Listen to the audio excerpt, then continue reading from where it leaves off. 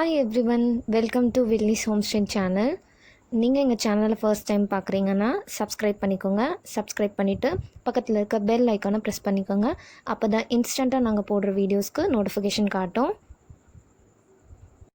இந்த வீடியோவில் நம்ம பார்க்க போகிற ரெசிபி வெஜ் மோமோஸ். மோமோஸ் செய்கிறதுக்கு ஃபஸ்ட்டு ஒரு பவுல் எடுத்துக்கோங்க. அந்த பவுலில் 1 கப் மைதா சேர்த்துக்கோங்க. சேர்த்துட்டு அதில் தேவையான அளவு உப்பு சேர்த்துக்கோங்க. சேர்த்துட்டு ஃபஸ்ட்டு நல்லா அதை கலந்து விட்டுக்கோங்க.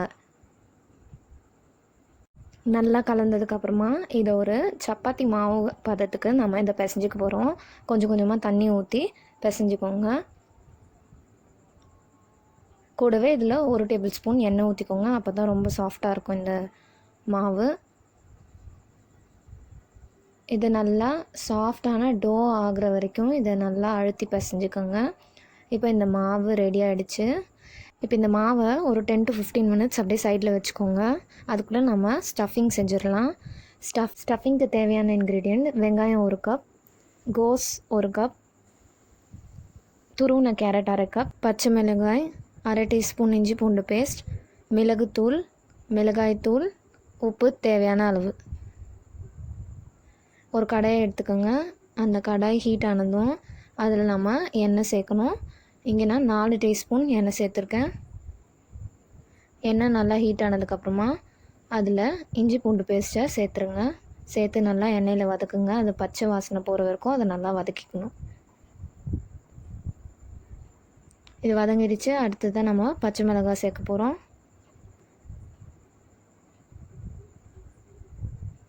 இப்போ நம்ம 1 கப் வெங்காயத்தை சேர்க்குறோம்.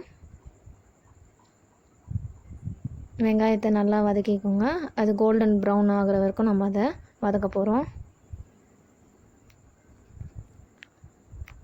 இப்போ வெங்காயம் நல்லா வதங்கிடுச்சு. அடுத்தது நம்ம கோஸ் சேர்க்குறோம். கோஸ் சேர்த்து அதையும் கொஞ்ச நேரம் வதக்கிக்கோங்க.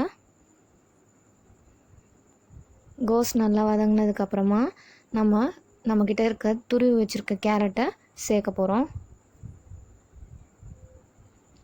சேர்த்துட்டு இதையும் நல்லா எல்லா காய்கறியும் மிக்ஸ் ஆகிற மாதிரி கலந்து விட்டுக்கோங்க. இது ரொம்ப குக் ஆகணும்னு அவசியம் இல்லை, ஏன்னா நம்ம இதை திரும்ப ஸ்டீம் பண்ண போகிறோம். இப்போது மசாலா சேர்க்க போகிறோம். மிளகுத்தூள் 1 டீஸ்பூன், மிளகாய்த்தூள் 1/2 டீஸ்பூன்.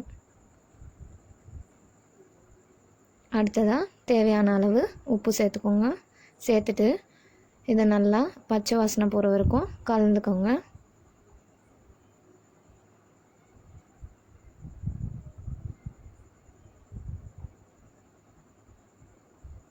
அவ்வளோதான், இந்த ஸ்டஃபிங் ரெடி ஆகிடுச்சு. நம்ம ஆல்ரெடி பிசைஞ்சு வச்சுருந்த மாவை இப்படி நீட்டாக உருட்டிக்கோங்க. உருட்டிட்டு இப்படி கட் பண்ணிக்கோங்க. இது எதுக்கு நம்ம பண்ணுறோன்னா, நம்ம கையில் உருண்டை பிடிக்கும் போது ஒரு பால் நமக்கு பெருசாகவும் ஒன்று சின்னதாகவும் வர சான்சஸ் இருக்குது. இப்படி நம்ம உருட்டி நீட்டாக கட் பண்ணோம்னா எல்லா மாவும் ஈக்குவல் குவான்டிட்டியில் இருக்கும். இதுக்காக நம்ம இப்படி பண்ணுறோம். இப்போ இதை ரோல் பண்ணிக்கோங்க. ஈஸியாக இருக்கும். இதை சின்ன சின்ன பாலாக இப்படி உருட்டி வச்சுக்கோங்க. அவ்வளோதான், இந்த எல்லாத்தையும் உருட்டியாச்சு. இப்போ இந்த மாவை நம்ம விரிக்க போகிறோம். இதை நல்லா இப்படி திரட்டிட்டு ரவுண்ட் ஷேப்பில் திரட்டிக்கோங்க. திரட்டிட்டு 1 டீஸ்பூன் அந்த ஸ்டஃபிங் வைங்க. வச்சதுக்கப்புறமா இந்த மோமோஸ் ஃபோல்டிங் நம்ம பார்க்கலாம். இது ஒரு மாவு மேலே இன்னொரு மாவு படுற மாதிரி மேலே படுற மாதிரி இதை ஃபோல்ட் பண்ணணும். இந்த வீடியோவில் காட்டுற மாதிரி. இதுதான் பேசிக் மோமோஸ் ஸ்டைல் ஃபோல்டிங். இதுலேயே நிறைய வெரைட்டி இருக்குது. இது ரொம்ப ஈஸியான மெத்தடு அண்ட் ஈஸியாக எல்லாராலையும் பண்ணிட முடியும். அவ்வளோதான், இப்படி மடிச்சுட்டு இதை ப்ரெஸ் பண்ணி விட்டுருங்க. இது ஒரு பார்க்க ஒரு பூண்டு ஷேப்புக்கு இருக்கும். அண்ட் இதை பார்க்க மோதகம் ஷேப்பில் இருக்கும். நாம் இதை மடிக்கும் போது ஒரு மடிப்புக்கு மேலே இன்னொரு மடிப்பு மாவு படுற மாதிரி மடிக்கணும். அப்போ தான் அந்த ஃபோல்டிங் நமக்கு கரெக்டாக வரும். இப்படி நம்ம அந்த ஃபுல் ஃபோல்டிங்கையும் ஃபுல்லாக அந்த ஸ்டஃபிங் உள்ளே படுற மாதிரி நம்ம வச்சு இதை மடிச்சுட்டு ஒன்றா சேர்த்து ப்ரெஸ் பண்ணிக்கணும். இப்போ நம்ம இதை வேக வைக்க போகிறோம்.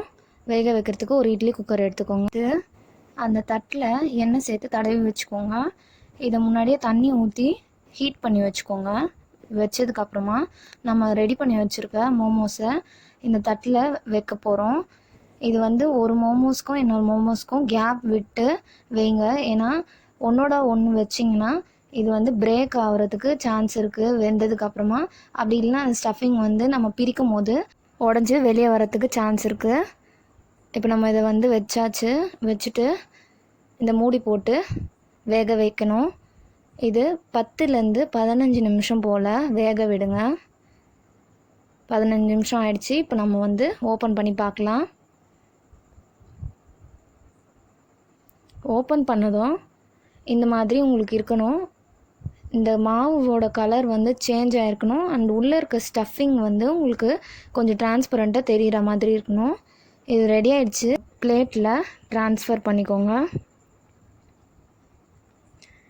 இந்த ரெசிபி உங்களுக்கு பிடிச்சிருந்தா இந்த வீடியோவை லைக் பண்ணுங்கள். இந்த ரெசிபியை கண்டிப்பாக ட்ரை பண்ணி பாருங்கள்.